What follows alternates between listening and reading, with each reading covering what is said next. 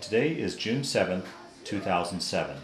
We're at the home of Mr. William Denman Sr. at his home in Loveland, Colorado.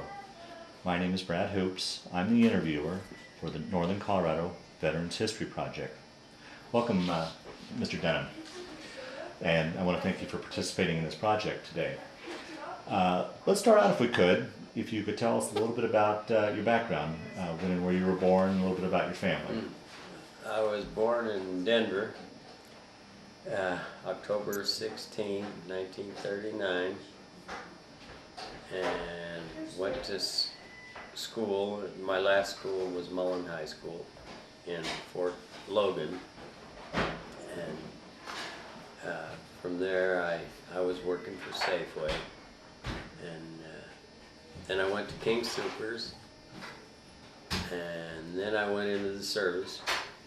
Now, In March 8th, 59. Now, did you enlist or? I enlisted. Okay, and what was your reasoning behind joining the service? Any reason in Because particular? the draft was still active, and I didn't want to be drafted. So, and all my friends were going into the service. So. Did you go in as a group or No. No. No, I was colorblind, so I couldn't. I was going to go into the Navy with a friend of mine, and I'm not a swimmer either, so that's, that wasn't good landlocked either. state as Yeah, well. Yeah. So, and I was going to go in the Marine Corps, and they wouldn't take you colorblind. So, the Army, there was a saying that if you can see lightning and hear thunder, you can get in the Army. So, I went in the Army. And I went to Fort Riley, Kansas, and That's where you took your basic? that my first basic, and then my second one was at Fort Leonard Wood. How was the transition from civilian life to military life for you? Was it? It wasn't bad. I had no problems with it whatsoever. When I left Leonard Wood and went to Korea, that was actually the shock of my life when we landed in Japan, and I couldn't believe what I was seeing. It was like history. Mama-san with bowls on their head, and Papa-san's got these big A-frames loaded down with stuff, and bicycles everywhere. And it was like, well, I know we had Indians and everything, but we don't have them anymore, but I mean, it was a shock. And then it was an ultimate shock when I went to Korea. It was a lot further backwards. So Had they prepared you for this at all? Did they Oh, tell you what no. you were going to? No, No. not really. I mean, we had films on basically survival stuff and how you'll be in the field and what's available and what isn't, and everything isn't. And that was about it, So it was just a shock. I mean, Talk a little bit about the shock. What was so shocking? well, so primitive. I mean, it wasn't. I always looked at it like this was history, not today's times. I mean, and as I stayed there, I was interested in the people, not so much all the hookers and everything. I mean, I wasn't any different than anybody else, but I mean, I was more interested in the people. Right. And I'd go into this little village, and I'd bring these magazines from Better Homes and Gardens that I'd get from the Officers Club and that, from the X detachment, and I'd be showing them to the old people, and that look on their face was just incredible. I mean, couldn't believe that something like this exists. And I said, no, this is America. This is, and and they're total opposite. I mean, it was just horrible. My lawyer friend, very good friend of mine, he just come back from a vacation a couple of years ago from Korea, and I said, God, why would you go to Korea? He says, that was the most beautiful place, cleanest I have ever seen. I said, I just can't imagine it. I can't. I mean, no trees, filthy Han River. I mean, there isn't anything alive in there except bacteria. What were living conditions like for you? Well, not very good. And when I was in the PX detachment, it was great. I mean, we had our own dining room with tablecloths.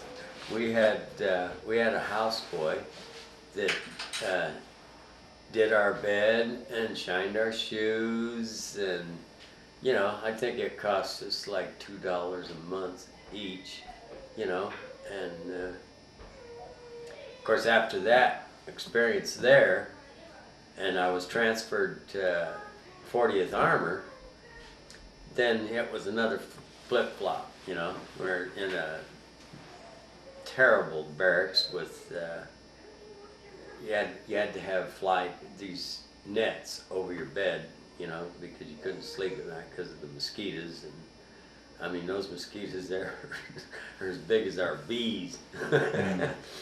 And did you manage to stay healthy through this time, or did you, with all yeah, the filth and stuff? reasonably. Yeah. Oh, geez. Yeah. And you know,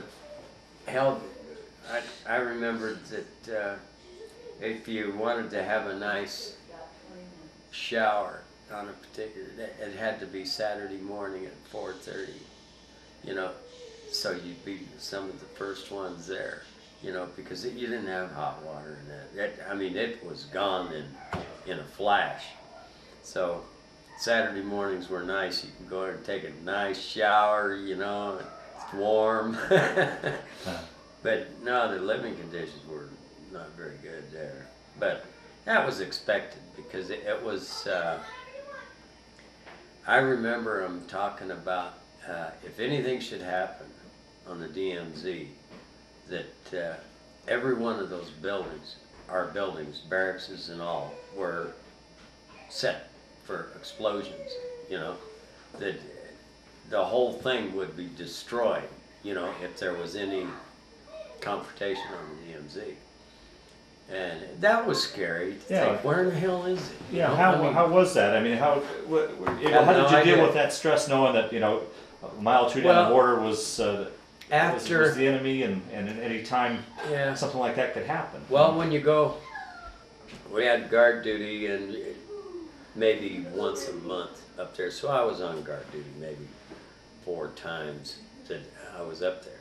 And it really wasn't bad, except it's scary because you can't see. I mean, there is no visual, you're on the fence line and you're protecting everything inside the fence, but there's nothing.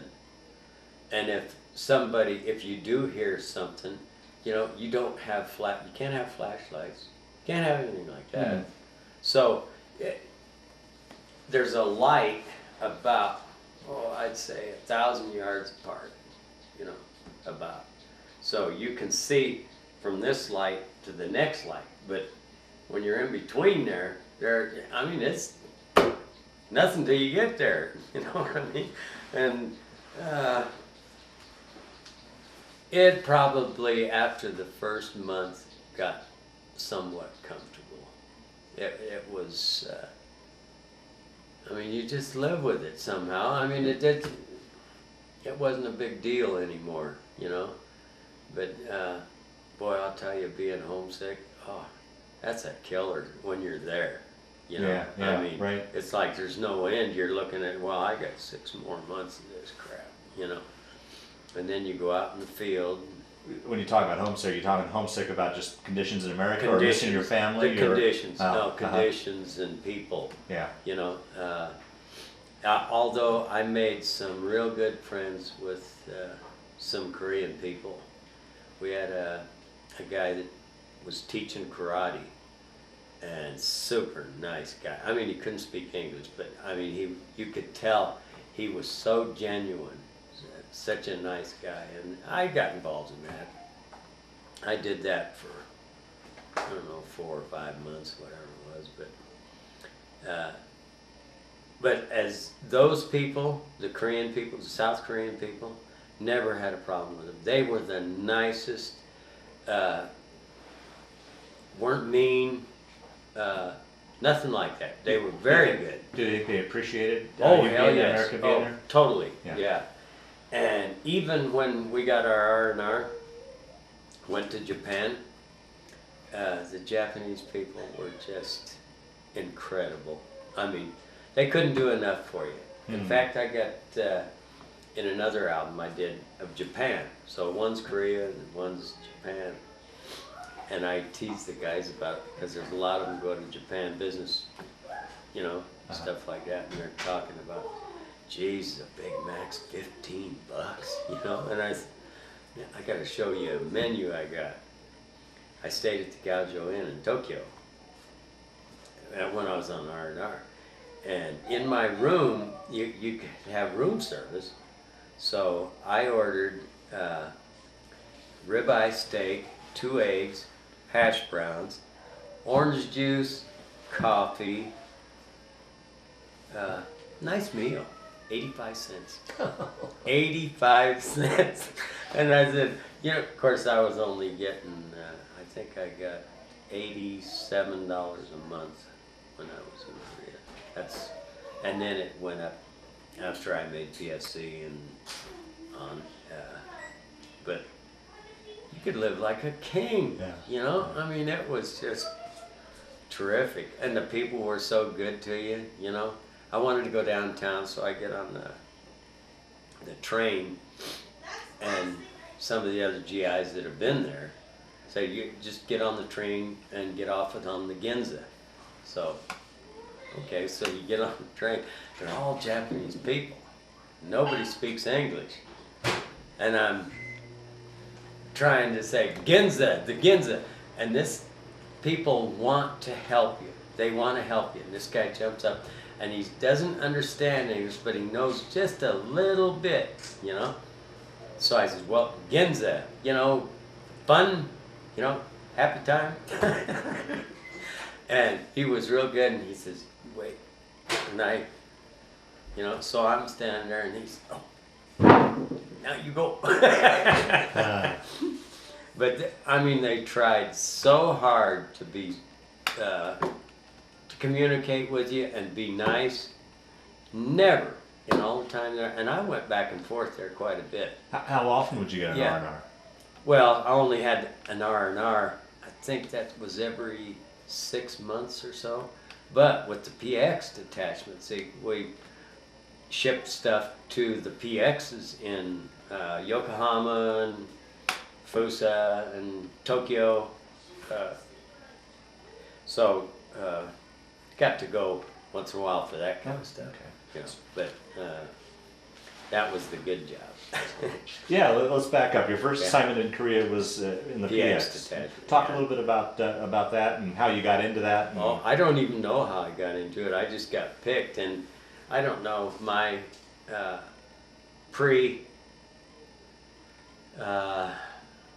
experience was my grandfather was a meat cutter, so I've been a meat cutter all my life, and groceries. Yeah. I've been in the grocery business all my life. So do you think maybe that's So, that background? That's possible, because Yeah. that's what I was doing before I went to service, and then I thought maybe that's why I was picked for the rations when I did that, you know, because I break down everything, you know, from flour to everything weight-wise, and we'd weigh stuff, but no, the PX detachment was great. I remember my first, I probably was only there like 2 days, and we went over to the warehouse, and we had refrigerators, stoves, officers down in Seoul, you know, or wherever would ship these items, and we had a refrigerator sitting on one side of the dock, and it was ready to be loaded, so it had to go over to the other side. And you know, normally hook up a dolly or something to it and take it over, and this guy said, I'll take it. And this is a Korean, you know. And I said, yeah, right. Well, you know, this guy, the American, says, hey, Billy, $10, he can take that over there without a wheeler. And I'm looking at this big refrigerator and thinking, bullshit. And $10 was a lot of money. Yeah. So I did. I said, I'll bet you $10. This Korean, now he's my size. He takes this strap, throws this strap around this refrigerator, and you forget the A-frame, how much balance means. So he gets this thing all balanced, and he wraps it around his shoulders here and presses and picks that baby up and walked right across that floor, set it up on the dock. And I said, I'll be damned, you know. So, you know, that was an experience, but that kind of opened the doors for even the GIs that I didn't know. There wasn't many of us there. There was only like 10 of us in that detachment. And even the Korean guys that were working for us in the warehouse, we really got along good after that. You know, it was fun. Yeah, you know? yeah. So it was pretty neat, you know. But damn, we thought we were kings when we were there, because we had our little mess hall was, I think we had like 5 tables with tablecloths and silverware instead of trays. Well, it was pretty nice, you know. And then we had Koreans that waited on us, so they brought us coffee. I mean, it was great. I had our own gambling room at like our EM club, which was like a little Quonset hut, but done nice. Had slot machines in there and 10-cent beer, you know. And once every couple of weeks they'd have what they called Moose Night. They'd bring in these Korean girls, you know, and they'd strip and sing American songs. It was, So I'll tell you what, it was. Quonset was a center of entertainment. That's Yeah, what you, yeah, that's all we had. But Yeah, I mean, it was fun, you know. And Talk about your trips back and forth to the warehouse, crossing the bridge you were talking about earlier. oh, that was when I was in the 40th Army. Oh, you were Yeah, in the PX? no, PX? PX. Oh, okay. That kind of stuff is so comes in on a rail, so there's no way that anybody can. I mean, they have special people that go unlock the Gotcha, the okay. box cars and that. Okay. I remember one time, and I couldn't believe it, but we destroyed, had to have been 1,000 cases of beer, because there was a rust spot or something on top of some of these cans. So we had to destroy it, and I mean, that took us a week. Just, I mean, you could smell that beer everywhere. And I think that was the reason, is because it got wet or something in the boxcar. I don't know what it was, but no, when I went to 40th Armory, it was like going from Denver to eastern Wyoming somewhere, you know. It just total flip-flop, you know. We were in a bad area, and everything just changed, you know. You didn't have all those nice things anymore. How long were you in the PX? I was only there about 4 months, and then I had to finish. Let's see, I'd had 13 months. So the difference was up on the 40th Armory. And then I remember when Sigmund Rhee was being thrown out of office, we had to go down to Seoul, because that's where all that was taking place, and they had He was the president of Yeah, Korea? yeah. Okay. And they had this stampede of people. Was it a coup or what happened? What? I'm not sure what it was, if he was asked to step down or forced to step down, or if the people, I was 19 years old, so, Yeah. mentally in that, I didn't get into that, but Right. when they send you and you're going, we're in a tank driving down there, and I mean, God, I don't even know how many miles it was. I imagine 70 miles or something like that. I don't know. I can't remember the time when if you got to go to Seoul, that was a big deal. I mean, because we didn't always get to do that, but I'll tell you a little story. This was probably, I think it was still 1959, the Turkish military was there. Mm-hmm. Part of the UN. But most of them had already evacuated, left Korea, except for this one compound of Turks. And we had a lot of the guys would say, don't mess with the Turks, because and the guy said one time, if he ever pulls a knife on you, he's going to use it. It's not a threat. He will use it. And I thought, I don't plan on any of that. Well, what had happened, somebody said, this last Turkish compound, and there were a lot of slicky boys, thieves. And the Turks are so violent. I mean, they really are. What they had done was, this was, I'm not positive, but this is what I was told, and the rest of them. This particular Turkish compound caught 2 or 3 Koreans stealing on their compound. And they actually killed one, put him at the front gate, and did something, I don't want to say that, but did that, and then they hung the other one from their compound thing. And I think it was General Sight was commander there at that time. I'm not positive, but he had called the Turkish people and told them, you get that man down now. They evacuated their post.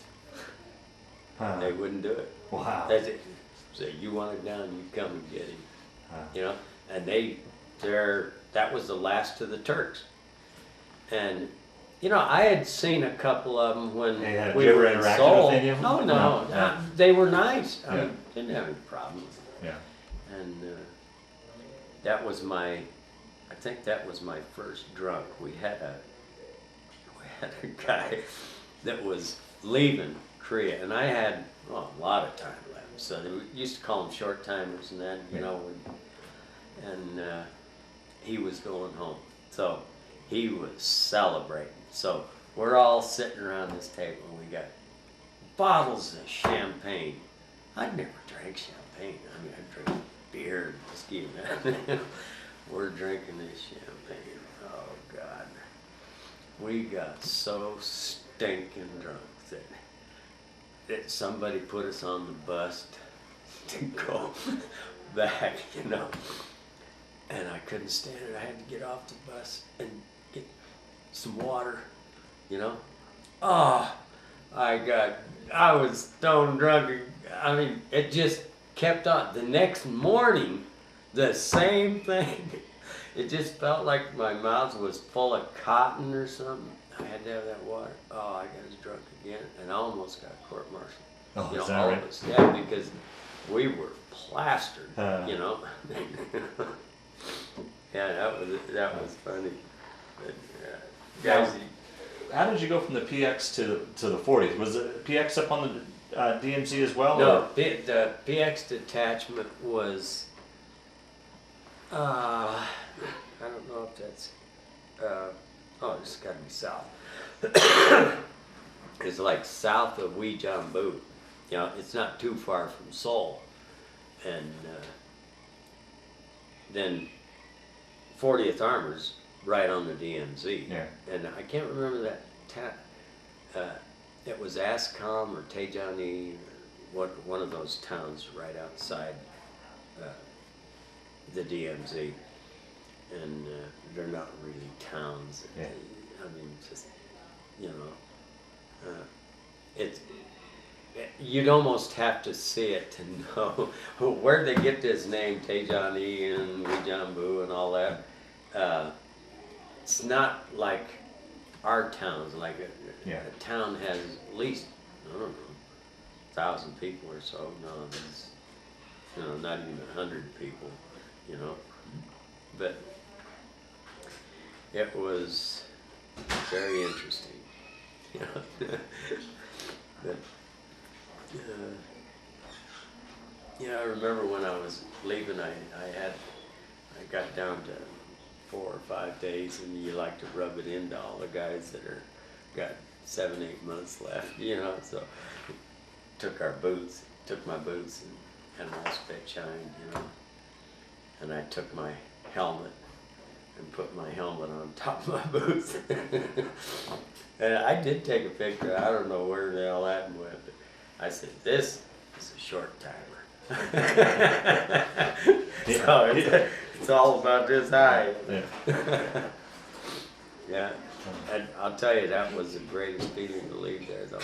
Oh my God.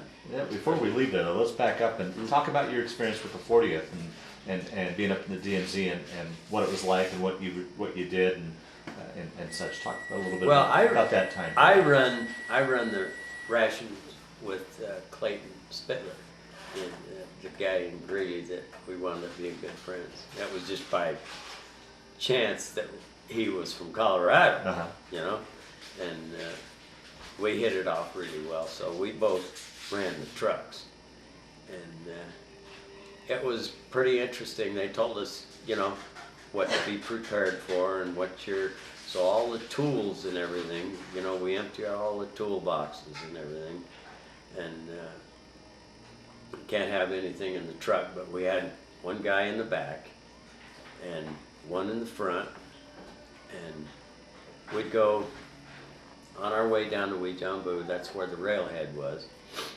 and you had to pass the Han River, and when we get to the Han River, everything was fine going to the railhead, and then they're telling us, when you come back, you'll see, but you know, you don't fire.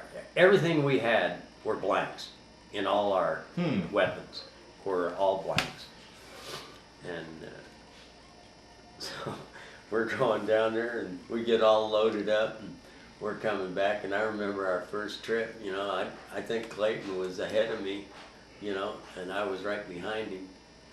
And we get to the Han River when we're loaded, and I don't know where they came from.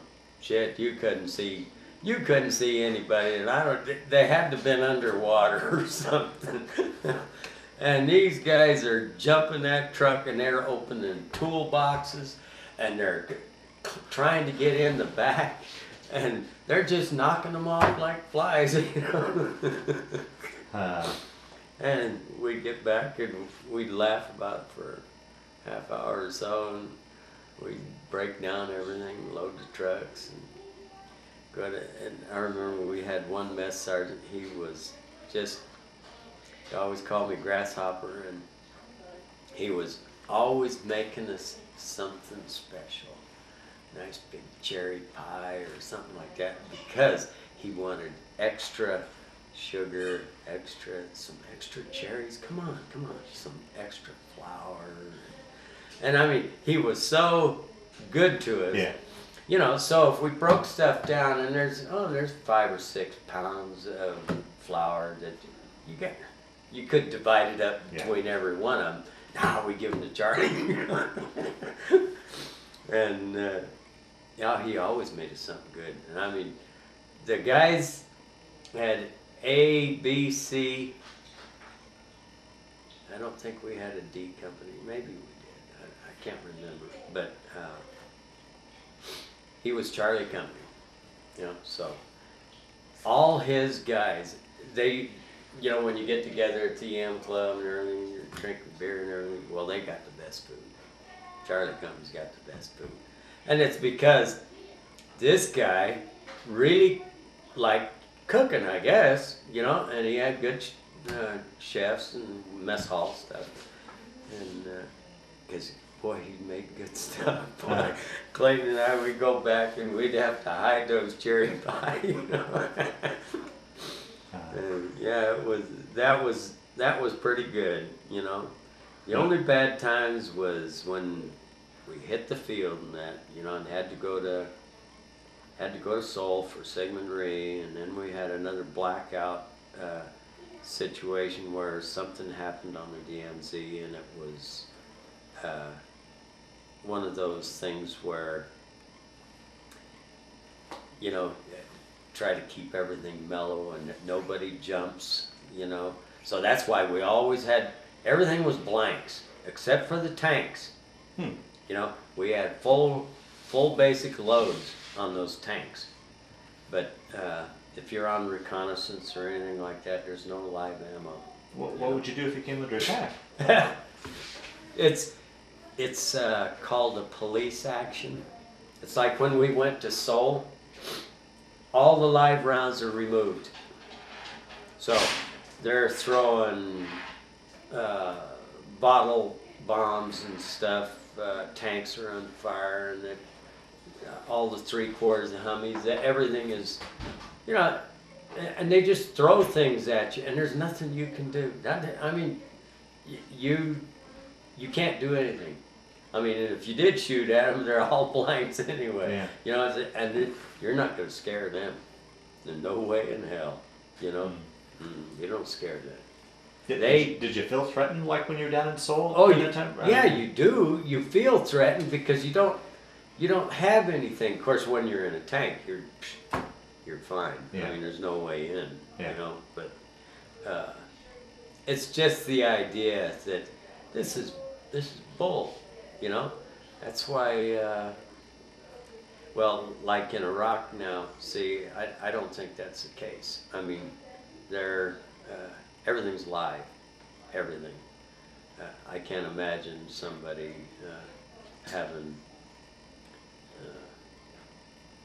anything else in that situation, because that situation is so much different. But with Korea, see, even now, I think that with the touch and go that we've had with them is it's spooky, but you can't be aggressive on our side ever. You just can't do it. You know, if they fire at you or something like that, you can't fire back. Only if maybe you were hit, you know. But if you're not hit, you don't want to do that, because that could just blow that whole situation up, you know. And I remember some of those rock soldiers, and it's funny when you go by there, you can't make them laugh, you can't make them smile. I don't give a damn what you do, you know. And we do everything in our power to make these guys just frown. And I mean, they are cold stone. The Koreans in general, or the North Koreans? No, the North Koreans. You came that close to close to interaction. From here to my gazebo there, you know. So 25 yards, something like that. You know?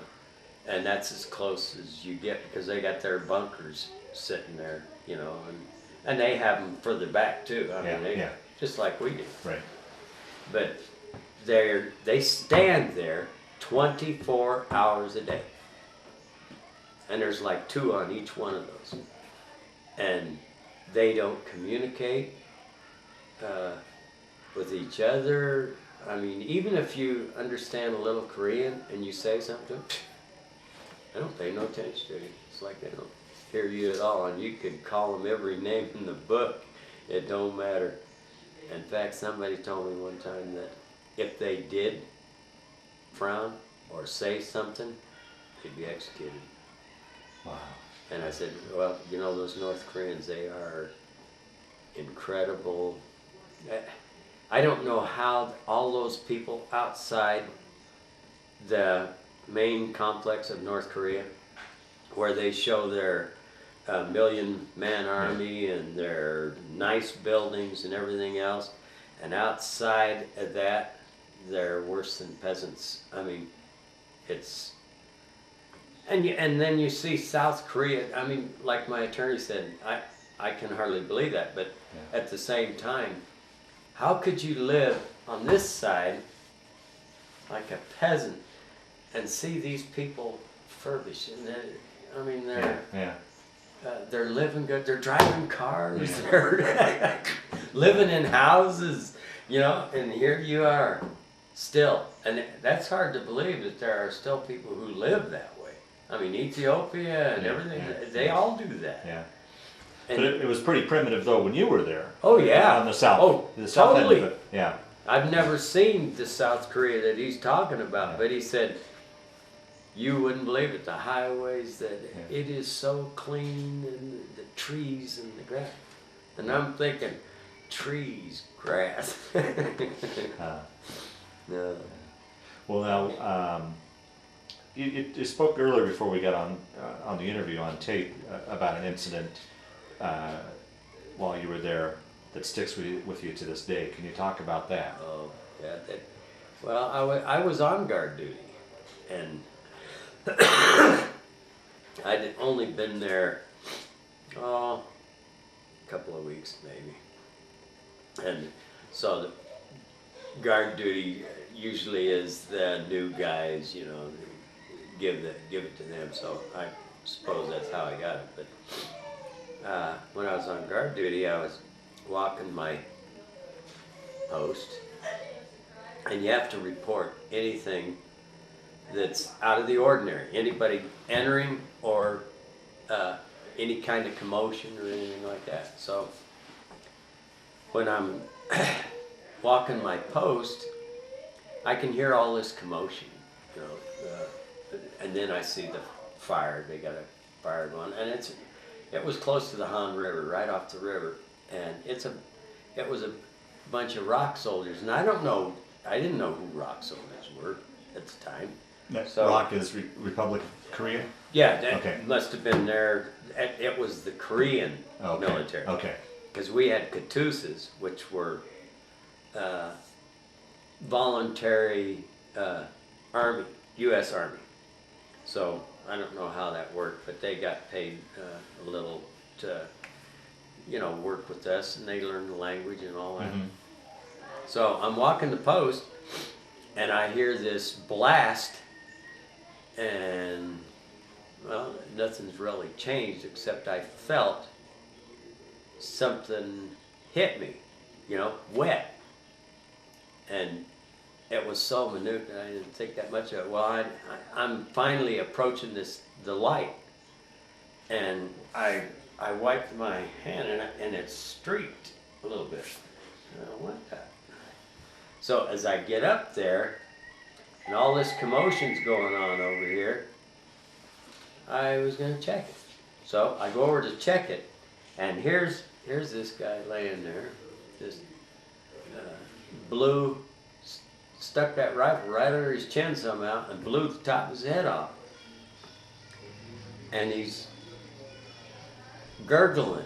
He's still, I mean, I don't think he's alive, but I mean, you know, it's just blood and that. And here's all these other rock soldiers around him, and they're not paying any attention to him. You know, and that's when it really hit me. I said, God, I'm not ready for this.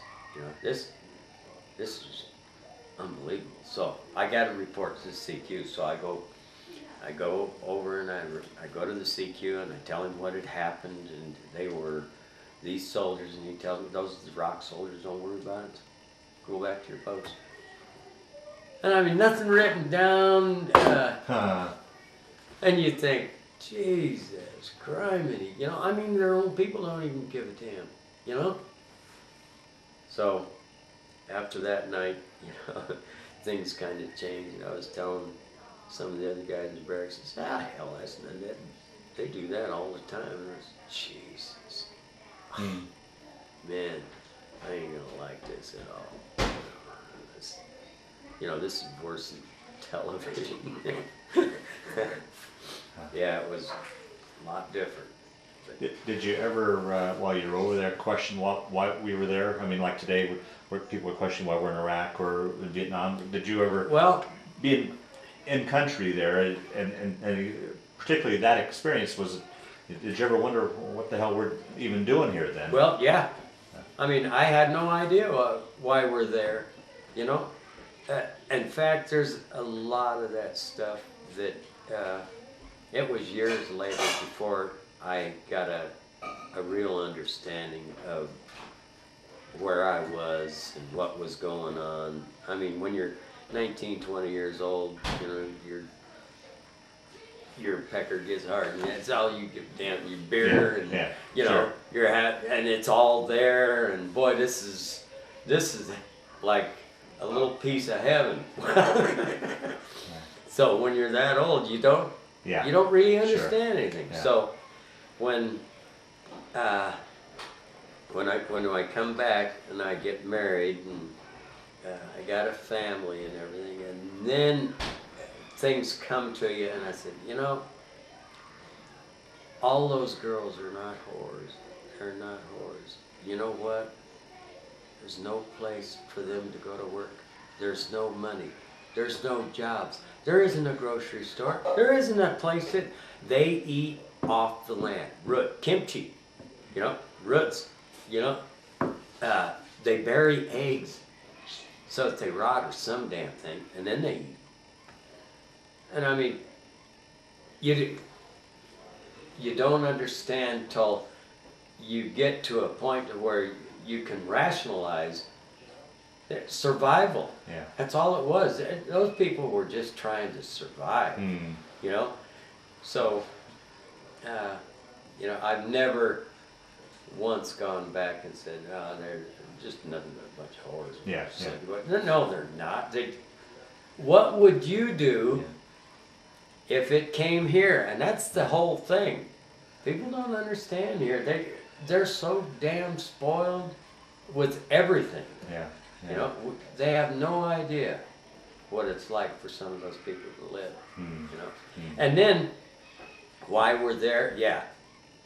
I think when you're the world power as such as we are, as there's a certain obligation to the rest of the world. I think the UN is a farce.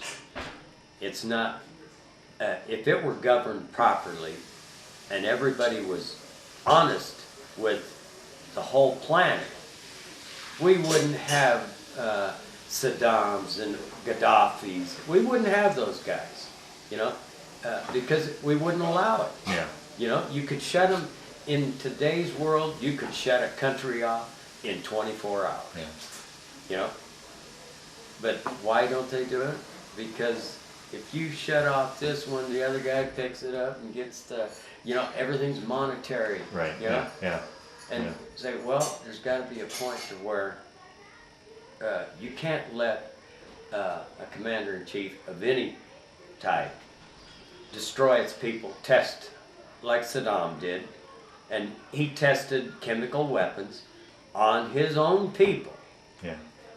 And then they throw this back to Bush that, well, you didn't find chemical weapons, so because you didn't find them, does that mean they're not there? Who the hell are you kidding? Yeah. I mean, no, I don't believe that for a minute. Yeah. He's still got them somewhere there. Yeah. I mean, but I don't think that in our position that we can allow any country to, in a humanitarian way, destroy their people for any reason. It's just not the way to, and you can't let it go on. If you don't step in and do something, Bosnia and all the rest of them, and here we are in parts of Africa that we need to step up, but politicians, you can't step up because you lose votes. Yeah, right. The same way. Uh-huh. Wait a minute, we can shell out all this money for all this. Why do cucumbers have warts? And I mean, that's true. Yeah, yeah. Unbelievable. Well, now, you're a disabled veteran. Can you talk a little bit about that and how you became disabled and what happened there? I was on maneuvers down in, I believe it was south Weejambu, but I can't remember what that was all about. But the tank was turning, making a turn, and it's so damn dark. I mean, you can't smoke, you can't light a cigarette, nothing. So it's pitch black, and there was a small tree there, and the track was turning and pushed me around this tree. You know, well, it didn't drop me or anything. It just, you know, I was sore for a while, but because the tree was probably like a 4-inch tree, so there was give to the tree. Well, You were sitting on the outside of the tank, or what? yeah, no, Okay. no, I was Uh-huh. outside, yeah. And, oh hell, it was, oh, I don't know, a month later or something like that. God, I couldn't walk good. I was having all kinds of problems. So I went to the medics, and they put a piece of plywood under my bed, under the mattress, and your mattress is only about 2.5 inches anyway, you know? And I got along for a little while, and it was probably a couple of months that I did that. And when I got back, God,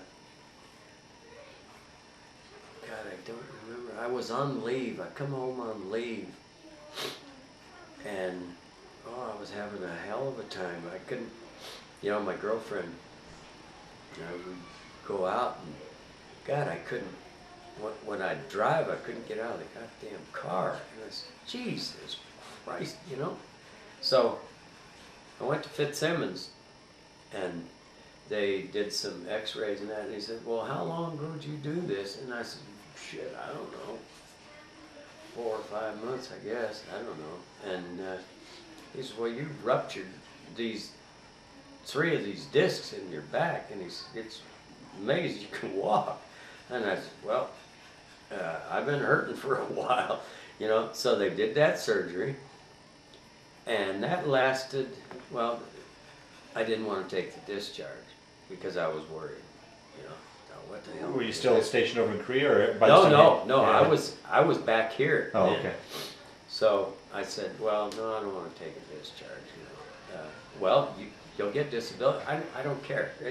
You know, I don't want to do that right now. Because when I got out of the hospital, I felt pretty good, you know. So they sent me to Governor's Island and to motor pool, which was a hell of a good job because the officers, you know, you drive them, and you only drive them when they're going somewhere, or you got to pick one up. So it wasn't like you worked from 7 in the morning. So you might not work and do a damn thing all day, Yeah. you know. So it was a cake job, and well, we went to get on the ferry boat and go into Manhattan, and we go downtown New York City and have a good time, you know. And the funny thing is, I volunteered with this sergeant because I was a fisherman, so was he. And he said, "You like to fish?" And I said, "Yeah." He says, "They're looking for volunteers to go to Camp Drum." I said, "Where's that?" And he says, "Upstate New York." I said, "What are we going to do?" He says, "We'll get on the trash detail." I said, "Trash?" He says, "Yeah, you just go around the officers' housing area and pick up the trash." And he said, "We'll only work a couple of days a week." And I said, "Really?" I said, "Then what?" He said, "We're going fishing, man." He had a car, you know. So I said, "Okay, but you better not be bullshitting me," you know. And he was like a staff sergeant, you know, E5 or something. So we volunteered for that. We get up there, and that's what we got, trash truck. And he's a big, muscular character, Sergeant Lippard. And so we worked, and I can't remember, we worked a couple of days, and then I said, okay. And he's ready. He said, we're ready, let's go fishing. I said, okay. So I have no idea where we're going, I don't care, you know, but we got all our gear and we're going. So where do we go? We go to Thousand Island Bridge to Canada. At Kingston, you go into Kingston, Canada, and from there we go up to Montreal, and we're gonna fish those bays and that. Oh shit, we had more damn fun. And every weekend we were going fishing. And that was a cake job. So come back, and I had more time to do at Governor's Island. So I was driving a truck, and it was called Publications. And I got involved with this guy that was just a super neat guy. Well, we really hit it off because of some reason. He asked me where I was from, and I said Denver.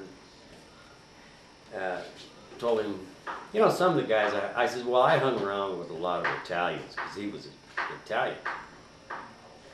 And I said, yeah, I grew up with small dones and Ursetas and, you know, Lombardis and Bomberitos and all those guys. Falvos, we hung around together all the time. And he said, small dones. And I said, yeah. And his name was Frank Palumbo. And he was, he had one hand missing. And just the neatest guy. But he run Publications. Now, Publications, I'm not sure, but I think it was military, like Stars and Stripes and stuff like that. Well, I'd truck them to Hoboken, New Jersey, and they'd go on ship. So I did that and then he got me into playing the horses. And this was funny. I said, Frank, I don't have the money to play horses. You know, well, at that time, I think it was $3 for the cheapest ticket.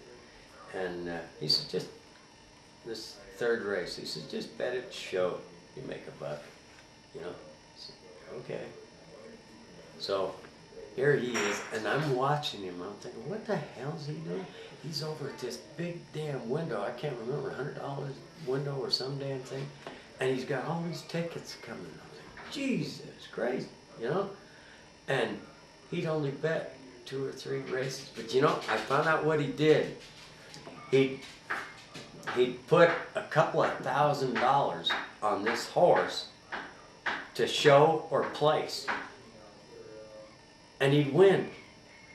He was making $500 or $600, you know, just like that. And he'd take me to, after that was at Aqueduct. And then we'd go to the Bronx to this place, Luciano's restaurant. And when we'd walk in, Frankie, how you doing? And I'd look at him and think, what the hell?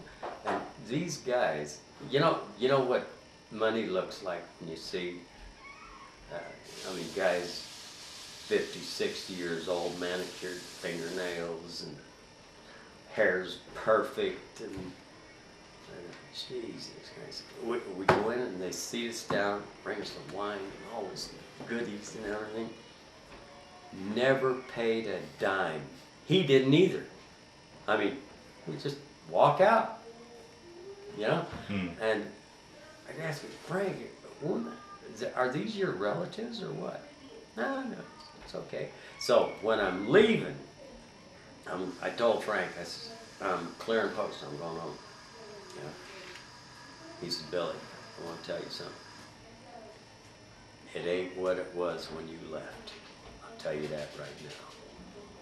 He says, and I'll tell you, if you're not happy, call me. And I often thought, gee, of course I was married then. I got married when I was up in Camp Drum. Oh, okay. And when I went home on leave, and I often thought, geez, I wonder what would have happened. I mean, he was the neatest damn guy. I mean, just. You never kept in touch with him after you? No, yeah. no, and I think that was probably not good. I mean, I should have at least called him and told him, well, everything's, you know, I'm married, got kids, and got a dog, and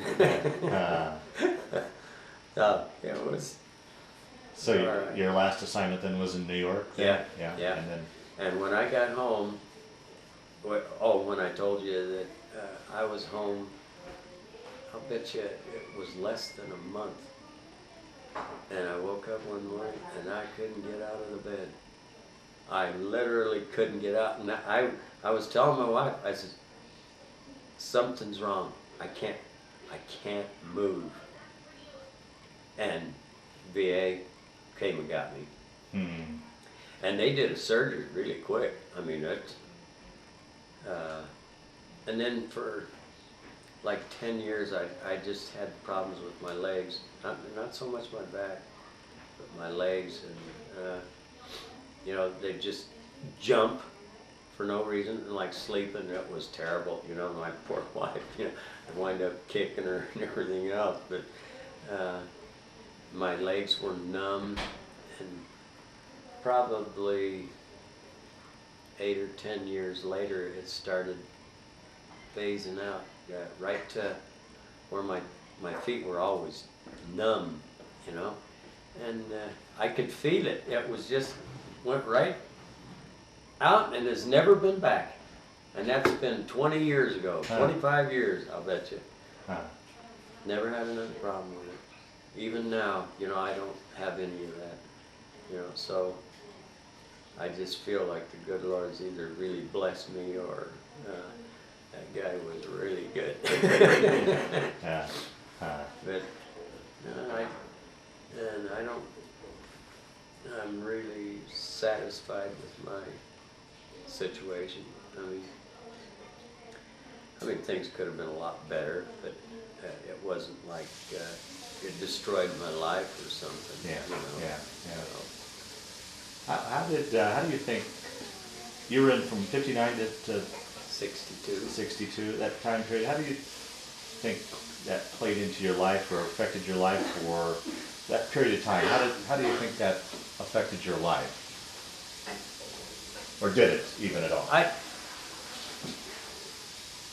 I would have to say that everything was more positive than negative. I don't have a negative look at it. I mean, of all the times I had in the service, I had some bad times, but all in all, I think it was more positive than it was negative, because it gave you a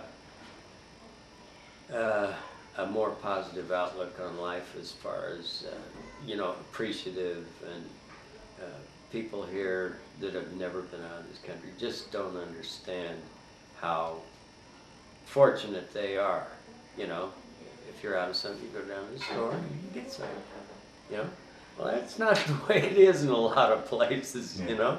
I mean, I remember even in Japan, they'd joke about instant America, you know, because at that time I think we had instant coffee back in the 60s, you know. Yeah, instant, everything's instant tea, instant coffee, instant cars. You want to buy a car, you just go down and buy one, you know. Whereas in, you know, there it was still not quite that easy, you know. But no, I think it was more positive and makes you appreciate things a lot more. And I don't require a lot of stuff to impress anybody. You know, I'm not an impressionable person. I don't get into that kind of stuff. Do you think you were prior to joining the service? Yeah. Do you think that? Yeah, I was, because I drove nice cars, I dressed real well. Of course, that might have been the people that I hung around with too. Yeah. Because I grew up with all the Italians, and they're very much show, Yeah. you know, and everything is how you look, you know, and at that time that was me. I mean, Yeah, yeah. you know, I didn't do it because they did it. Yeah. It was me at that time, but now, Yeah, yeah. I mean, it doesn't matter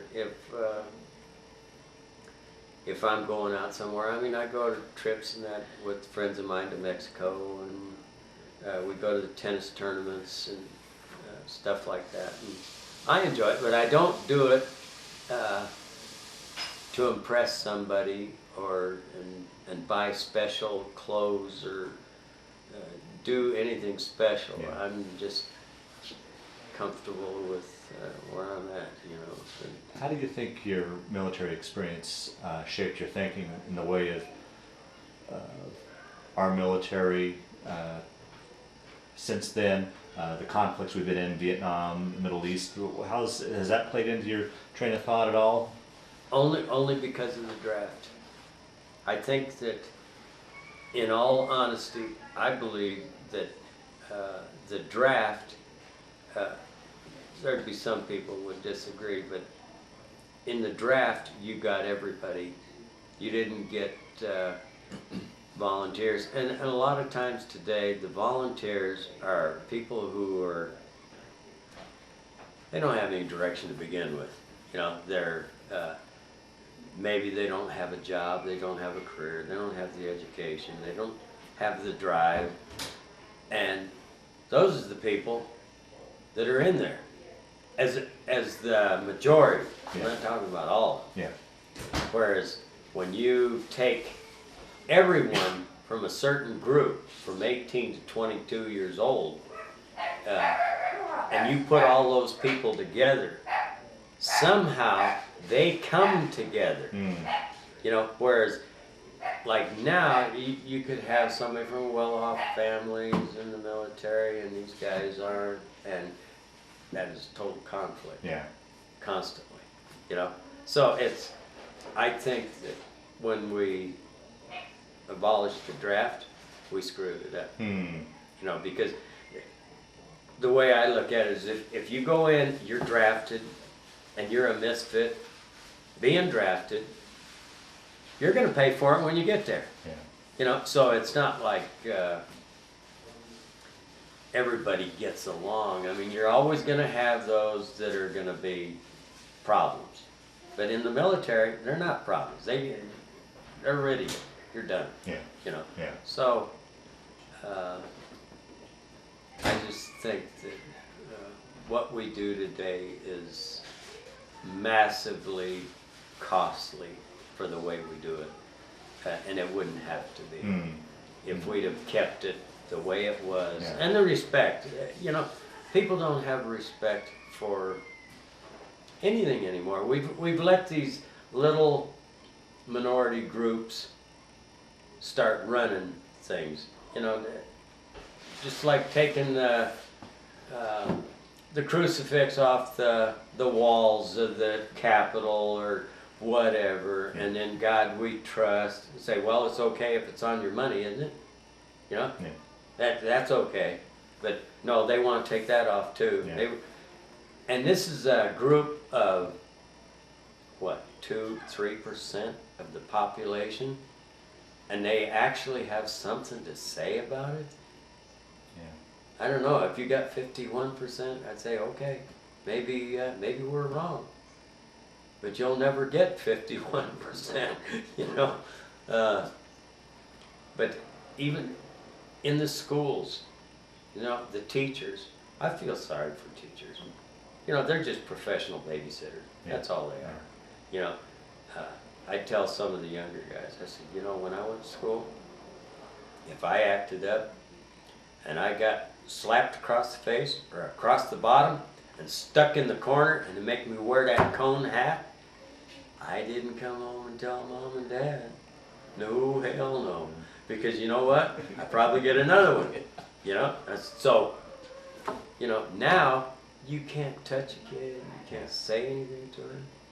In fact, I remember my oldest boy at Garfield over here.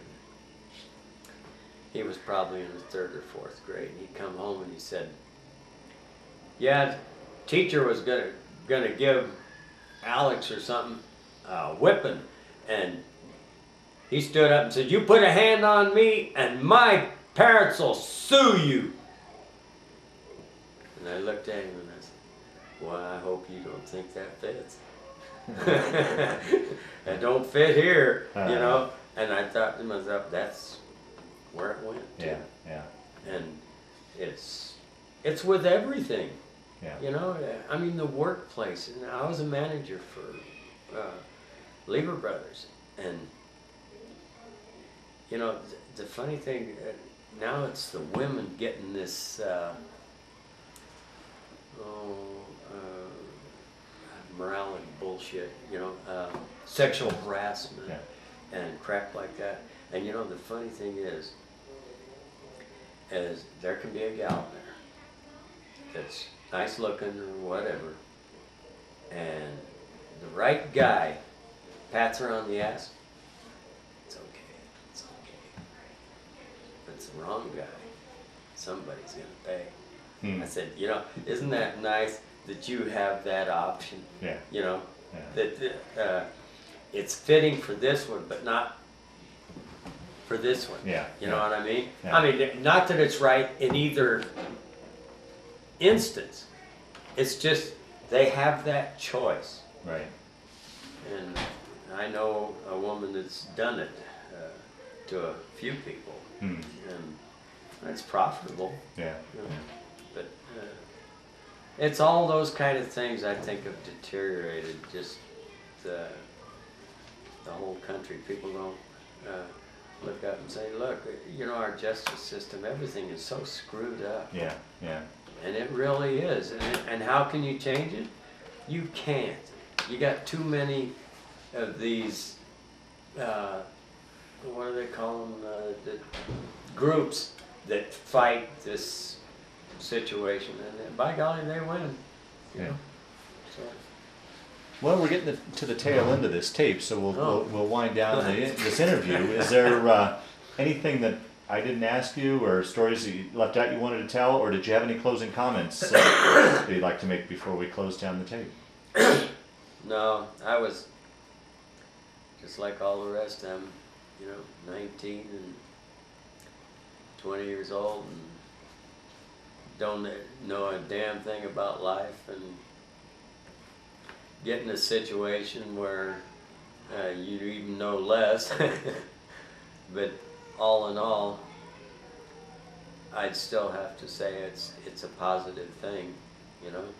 I had a good friend of mine, he's a real good friend of mine, and, oh, he was really on me about this Iraq and that, you know. I said, well, I've got a grandson over there, and he says, well, if you think it's all right, you ought to send all of them. And I said, what?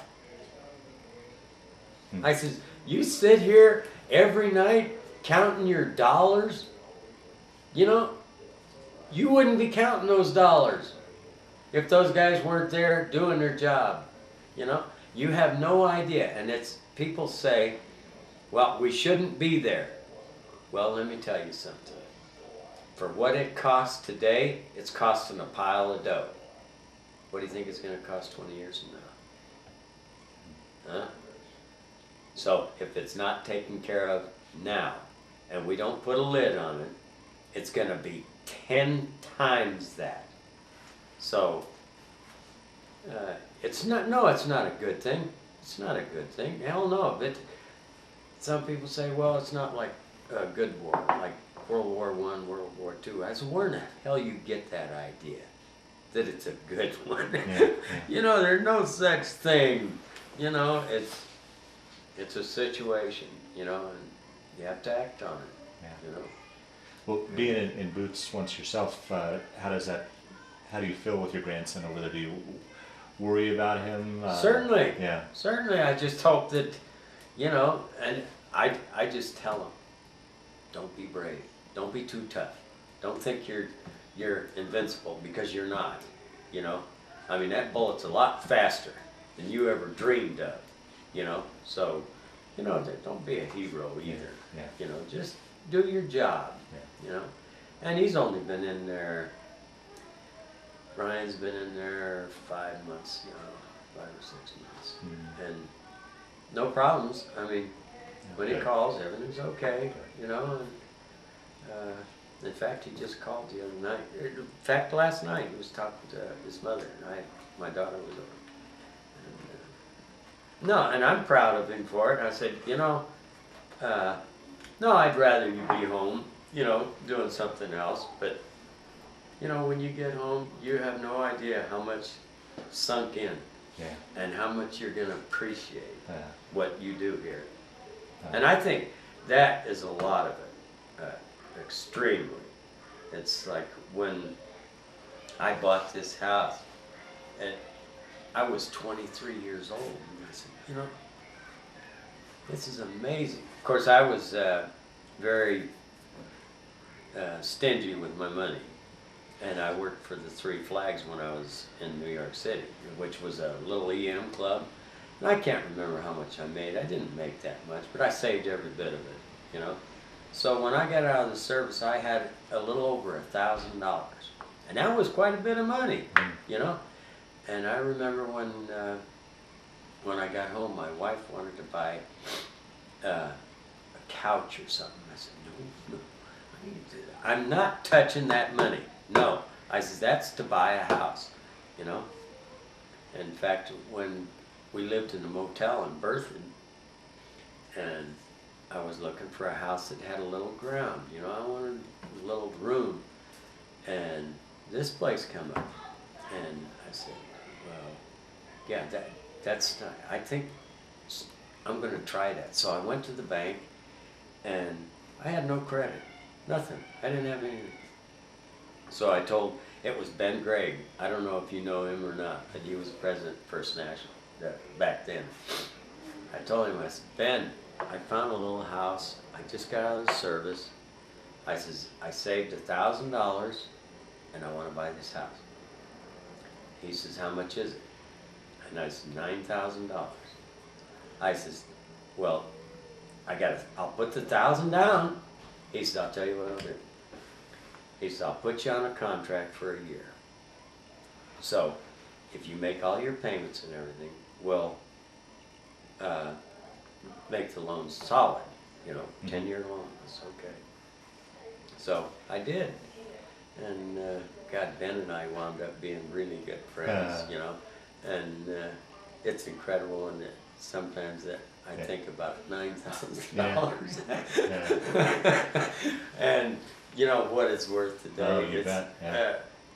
Unbelievable. Yeah. But you know, other friends of mine would say, Jesus, that place is worth so much. Why don't you build you a nice new house? And I said, I don't want it. Yeah. I mean, It I'm is. happier than hell right here, It's, you know. it's a slice of heaven for sure. Well, we're going to wind down this interview. I want to thank you for participating in this project. More importantly, I want to thank you for your service to our country. Well, I think it's pretty neat to do that too. I mean, it'd be nice. It's just when I was doing my photography, I don't remember how I did this, but I made a couple of those and sent them to my wife, and I don't know what I did with the rest of them. You remember where that was taken? Was it prior to it No, shipping out? that was in Korea. Oh, was it? Okay. Yeah, when I was up in the 40th Armor. Okay.